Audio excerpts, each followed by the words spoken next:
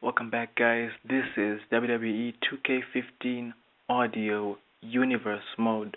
We're on Smackdown, the finale episode of Week 4, episode 14 of this series, recorded back to back with the NXT episode. Hope you guys enjoyed that one and are looking forward to this big Smackdown episode. Massive main event ahead. The WWE World Heavyweight Championship is on the line. The champion, Dolph Ziggler, defends the title against the Beast Brock Lesnar, with the winner defending the title against former Mr. Money in the Bank, Hideo Itami, in the main event of our next pay-per-view, Payback.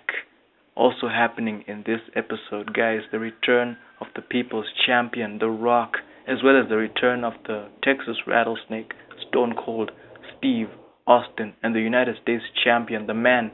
He went toe-to-toe in a last man standing match for that United States title. The big guy, Ryback. They are making their return to TV tonight on Smackdown.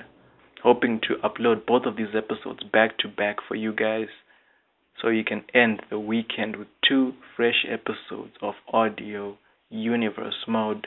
So let's get this Smackdown episode underway. We've got DX arriving in the building. They've got business to take care of tonight, in particular the game Triple H, who's here because The Rock is returning to TV and he's looking for the game. We haven't seen The Rock since that 6-on-6 team elimination battle match, D-Evolution X versus Team Edge and Christian. The Rock was on the side of Team Edge and Christian. We haven't seen him since then. He's making his return and he's here for the game Triple H.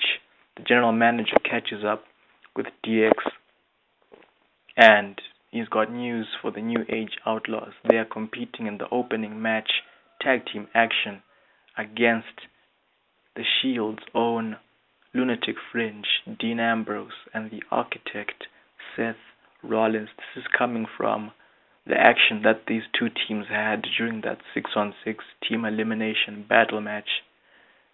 The Shield played a factor in that match on the side of Team Edge and Christian, giving them the advantage over DX, having anticipated DX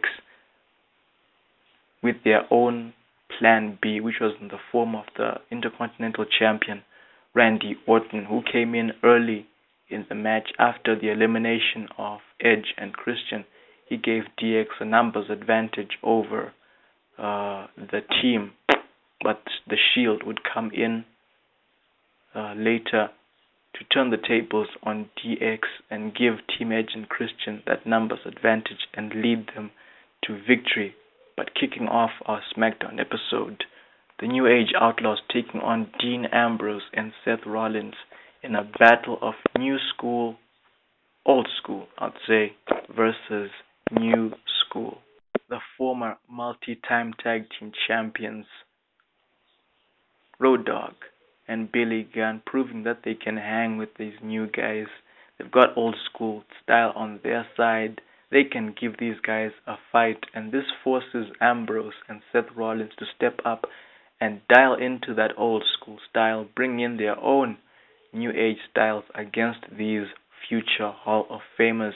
And before you know it, the New Age Outlaws, they're no longer playing fair. They want to wrap this match quick and cause an upset over Rollins and Ambrose. You've got the Road Dogg getting advantage over Seth Rollins just as he's building up momentum and having the upper hand over Billy Gunn. Dean Ambrose, of course, gets to Road Dogg, but he's far from saving his brother Seth Rollins as Billy Gunn gets the upper hand from Seth Rollins, putting him away with the Famouser and the quick pin over the Architect. The New Age Outlaws getting that win over Ambrose and Seth Rollins. As you know, guys, on Raw, Roman Reigns and the Destroyer Bobby Lashley, they teamed up against Batista and Randy Orton.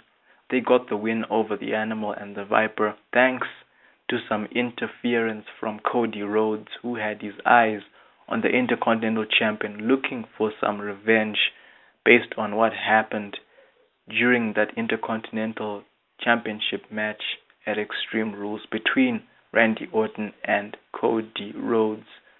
Roman Reigns and Lashley got the win over Batista and Orton, but tonight the New Age Outlaws get a win for DX over Seth Rollins and Dean Ambrose.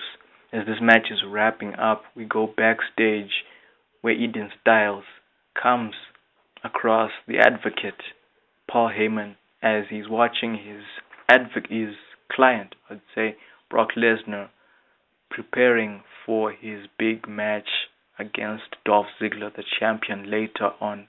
Eden Styles is looking for some last-minute thoughts from the Advocate on behalf of his client, just to gauge the mindset of the Beast going into that championship main event match. And Paul Heyman, he's got a short message for the champion that by the end of the night, Ziggler will be on his back, counting the lights as Brock Lesnar leaves the arena as the new, undisputed WWE World Heavyweight Champion.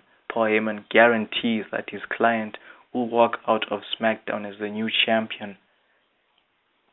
And as he's wrapping up, another champion passes by, the Intercontinental Champion, Randy Orton.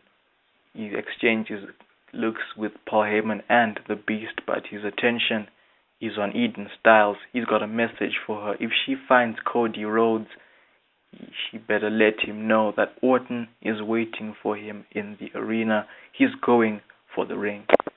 And moments later, the Viper comes out and he gets right down to business. He's calling out Cody Rhodes. He's looking for his own retribution for Rhodes interrupting that tag team match on Raw. Orton is ready for him now. He's here on SmackDown for Cody Rhodes. He can't hide from him now. If he wants to face Orton, he's right here, right now. And Cody Rhodes, answering the call without wasting any time, he pops up and goes straight for the ring. And these guys go at it for the crowd. They're behind them, back and forth, exchanging blow after blow.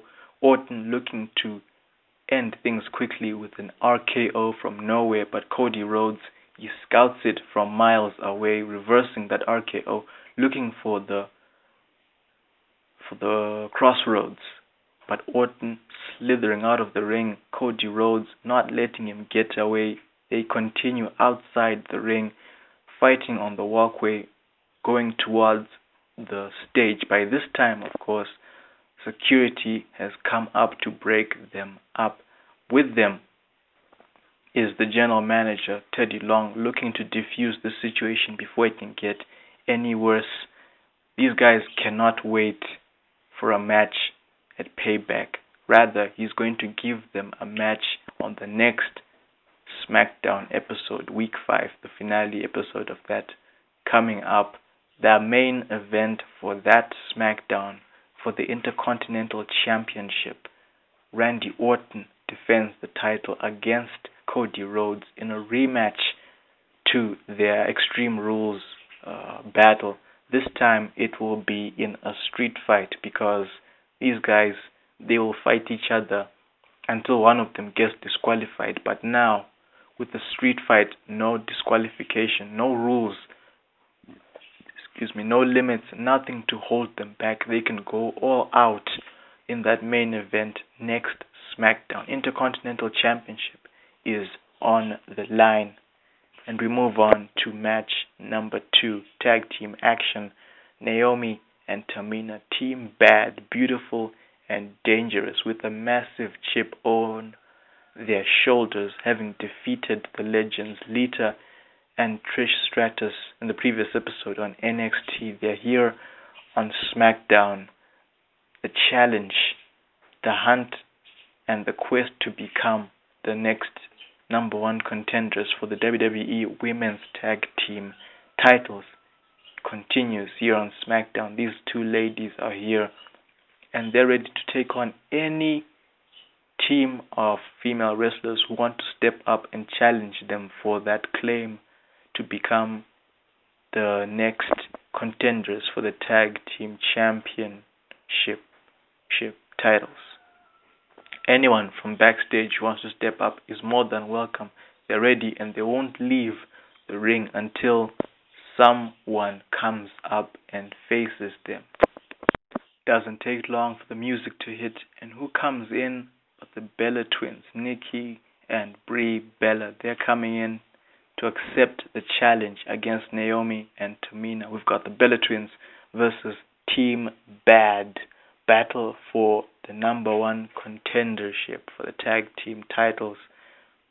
Can the Bellas knock off Team Bad, or will Team Bad continue their streak, having defeated the Legends? Can they defeat the Bella twins tonight?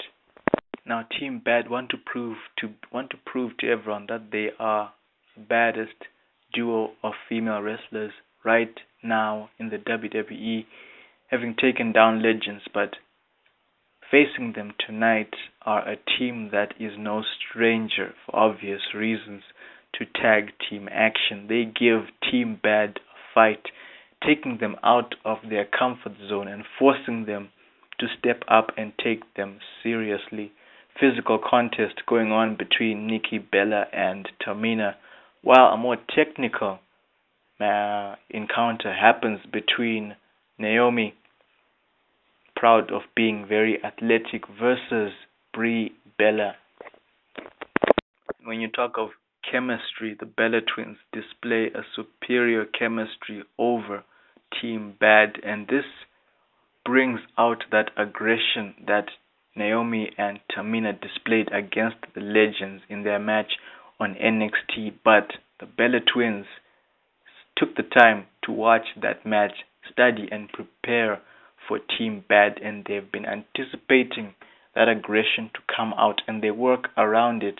Naomi looking to hit the rear view on Brie, but Brie, she saw it coming, pushes Naomi forward, getting hit by Nikki's forearm smash, turning her around, and Brie Bella getting the upper hand on Naomi to bring her down with the Bella Buster, that sit down face buster, and goes for the pin.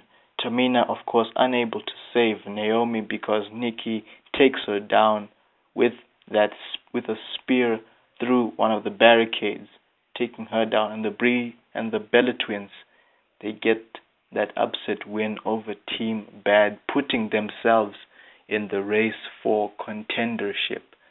What happens going forward now? Team Bad, they found themselves some rivals as they try and step up and become contenders for the tag team titles.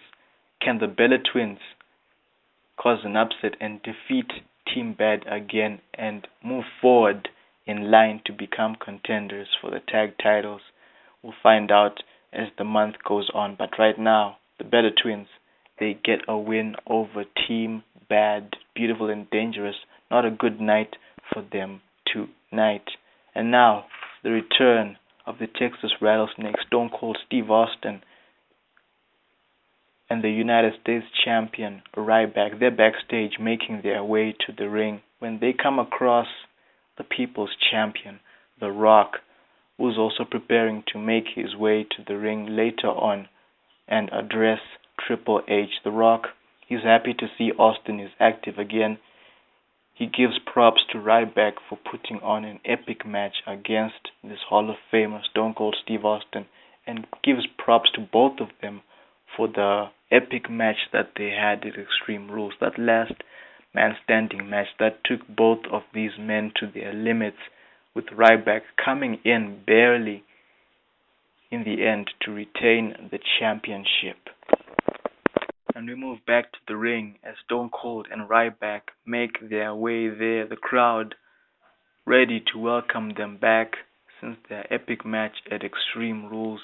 Steve Austin, not wasting any time on the mic, gives his props to Ryback for taking him to the limit and giving him a reason to come back and get in the ring and do what he does best. As you remember, guys, Steve Austin was involved in a big United States number one contendership tournament earlier on in the year.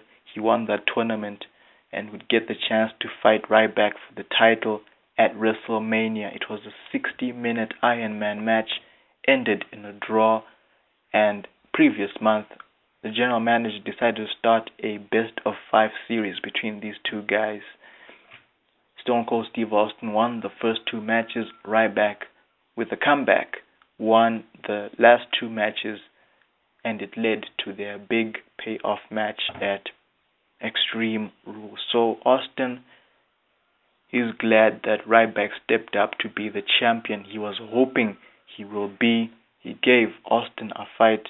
He was the last man standing, and he's hoping to see how far Ryback goes as the U.S. champion. Ryback also gets some word in. He's thanking Austin for stepping up and being the challenger he hasn't had in a while, giving him a reason to step up as a champion, tap into some moves that Ryback thought he would never be able to use against a challenger like him. But Austin, he gave him a fight, forced Ryback to step up, and they had some great matches week after week, and he's definitely going to be the champion not just Austin can look up to, but previous United States champions and future champions and fans everywhere. And the celebrations kick off. Austin, Ryback, they get right to it, but it doesn't last long because out comes Zeb Coulter and the American Jack Swagger to disrupt the party. Of course, Zeb Coulter is not happy with Austin. He's not happy with Ryback because he doesn't believe these two men deserve to be United States champion. He doesn't believe that they are, in quotes, American enough to hold the United States title. The man who can do that job, being a previous United States champion, is the man he's representing, Jack Swagger. Now, Austin, he's got no problem with what Zeb Coulter has just said. He believes Zeb is entitled to his own opinions. He's got nothing against Jack Swagger being a champion. He believes Swagger can be a United States champion again. He's a former world champion. He could do it again. But the problem Austin has with Zeb and Jack is their timing. They decide to pop up now when Austin is in a good mood. He's celebrating with his new friend Ryback, and these guys, they pop up to spoil the party. So Austin proposes that Zeb take a chill, relax, and he tosses Zeb a beer. Zeb, of course, caught off guard because he doesn't read the mood. Austin has taken advantage of him. He's not looking to give him a beer. Instead, he drops Zeb with a stone cold stunner just as Ryback takes down Jack Swagger with a massive clothesline.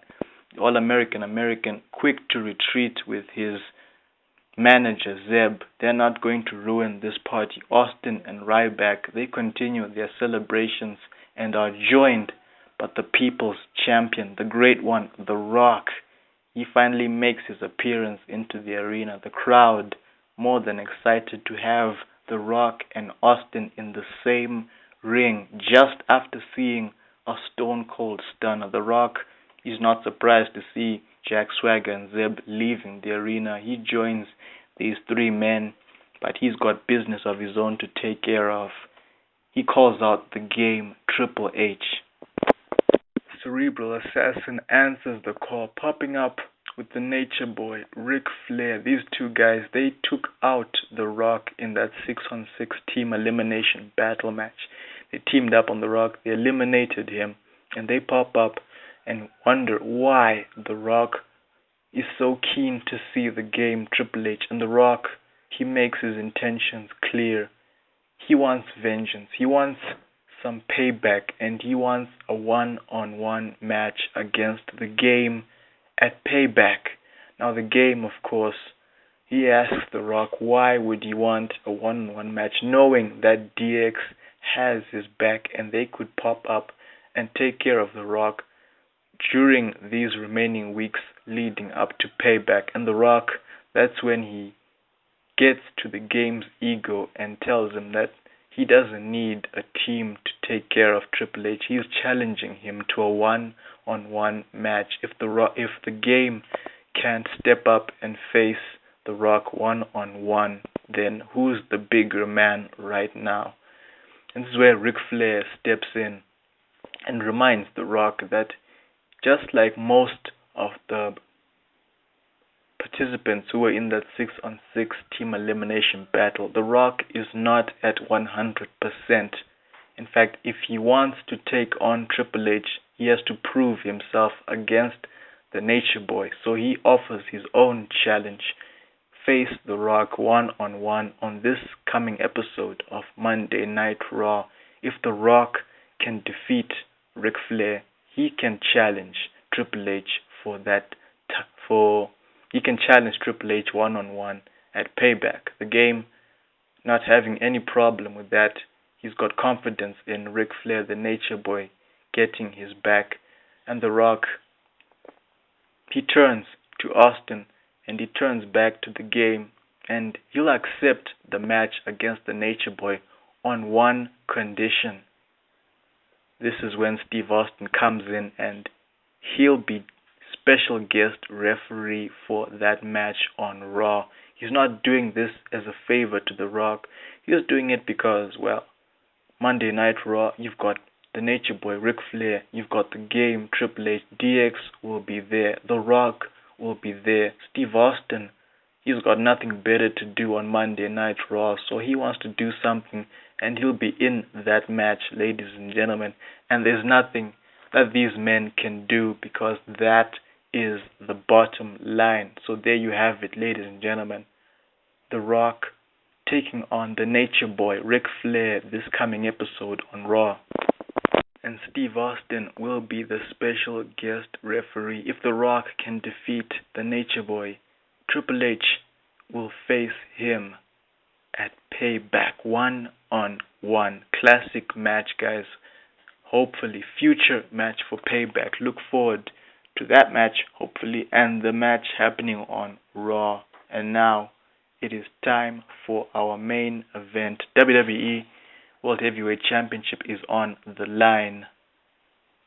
The challenger, Brock Lesnar, coming into the ring first to gauge the audience and get them hyped for this match that's about to happen. He's all business, he's focused, he's ready to go to town. Suplex City is here. And right after, the champion pops up, Dolph Ziggler. The crowd is on his side as well. He's pumped, they're ready for this event. And when the introductions get underway, you've already got the crowd immediately tuned into this match. You've got Let's Go Ziggler chants, you've got Suplex City chants, you've got This Is Awesome chants coming in as well in between already, and the ref, not wasting any time, gets this match underway. And right out of the gate, the challenger having to face against the champion Ziggler, already unloading on the challenger Brock Lesnar, forced back into a corner, but it doesn't last very long. Brock Lesnar gets his ground, fights off the champion, brings him down with the first suplex of the evening, just to let him know he can't get cocky right away. It's not gonna work against Brock Lesnar. And you have him with his signature psych up. He's bouncing from left and right as Ziggler gets back on his feet to reassess the situation. He can't just dive into Brock Lesnar like that. It's not gonna work. Lesnar is a wall of a man. He will bring him down without any remorse, any question. That fire that Ziggler displayed on Raw when he came out to save Hideo from Brock Lesnar's assault, the challenger is quick to put that fire out. Each time the champion tries to rally a fight against Brock Lesnar, he's ready for Ziggler. Ziggler, of course, is rattled, but he keeps fighting, trying to find an opening, something to crack in Brock Lesnar's defense. But the challenger, he brings down the champion again, able to toss in 7 suplexes into this match, and Ziggler already not looking in the best of lights right now. The crowd already concerned that the champion might not even last in this match. Already you've got advantage on Brock Lesnar's side, strength and height wise, especially Brock Lesnar is in this match focused to destroy the champion. He's looking at that title and he's going to bring everything he's got, hoping to shake off memories from that match against Hideo on Monday. As you remember, guys, Hideo Itami was not going to sit back and let the Beast have full advantage during that match. He fought back against Brock Lesnar. He forced him out of his comfort zone to take Hideo seriously and put on a fight.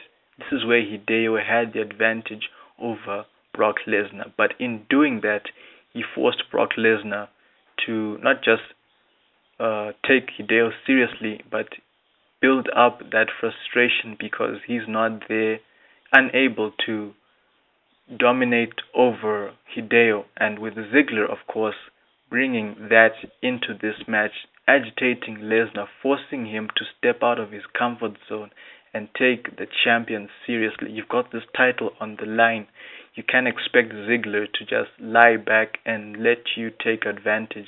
Ziggler, he's a fighting champion. He fights back regardless of which challenger is put before him. He gives Lesnar a fight, and the action doesn't last very long in the ring. They take it outside, and it reaches a point where Paul Heyman, he asks the ref to stop counting because these guys are going to spend a lot of time outside of the ring, and with the ref counting, it's not going to help. It will end in a count out. So the ref decides to stop counting these guys out, and he lets them fight outside the ring because the crowd as well, they're behind them continuing to fight without the ref being involved.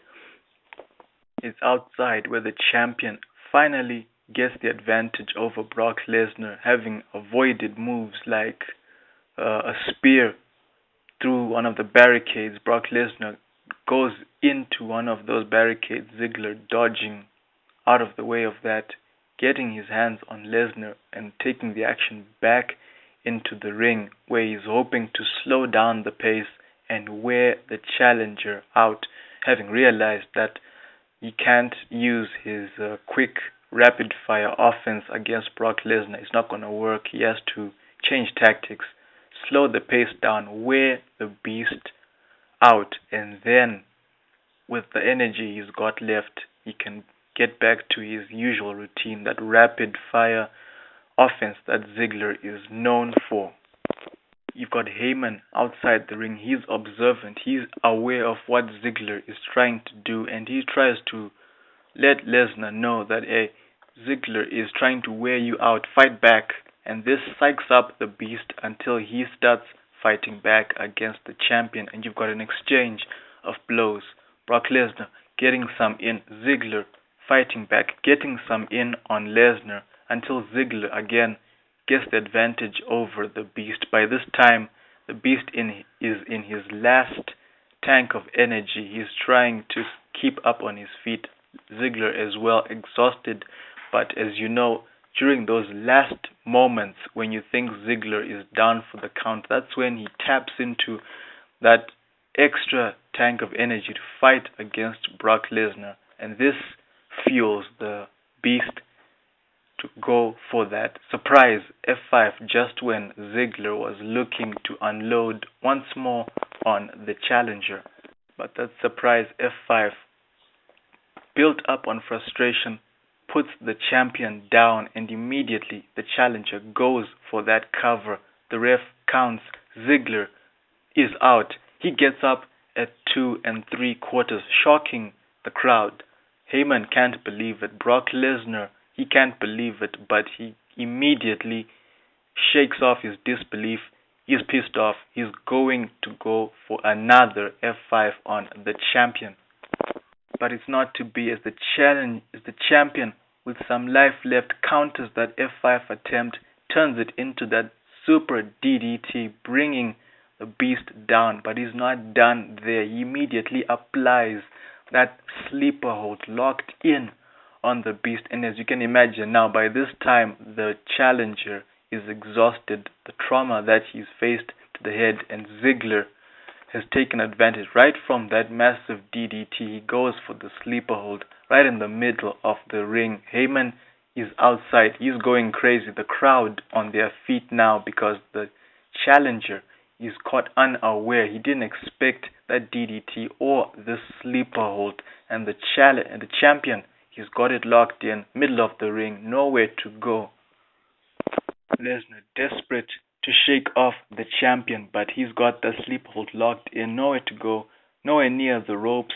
He's not going to tap out. Heyman does not want him to tap out. Lesnar unable to shake off the champion. Fading. He's fading until he's gone. Lesnar unable to tap out. He's not going. He can't reach for the ropes. He fades and he's out, ladies and gentlemen. The sleeper hold effective against the Beast. Exhausted at this point, the ref goes to check on him. Lesnar unable to respond and declares Ziggler the winner by KO. The challenger passes out. Ziggler gets the win over the Beast and retains the championship. The crowd can't believe it. Heyman can't believe it, but Ziggler, too exhausted to get up, celebrates in silence as his hand is raised as he retains the championship. Hard-fought battle, guys.